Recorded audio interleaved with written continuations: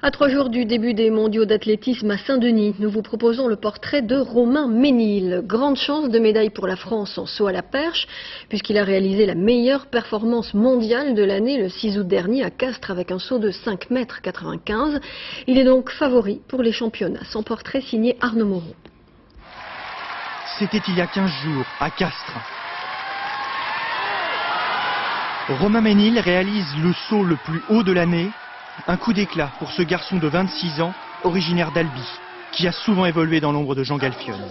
Comme lui, il passe par le bataillon de Joinville en 1999. C'est bon. Chandail, pantalon de combat, veste de combat, parka mi-crop. Mais la rigueur militaire n'est pas faite pour lui. Sa cible, décrocher des titres.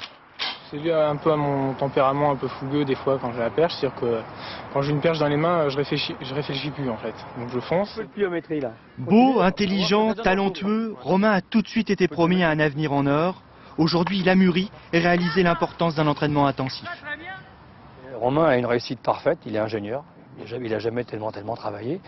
Il a réussi à sauter à la perche sans beaucoup travailler, ce qui fait que quand il a été confronté à des situations un petit peu plus délicates à gérer, il ne s'en donnait pas la peine. Afin d'optimiser ses performances, cet informaticien a créé un logiciel lui permettant de gérer sa préparation.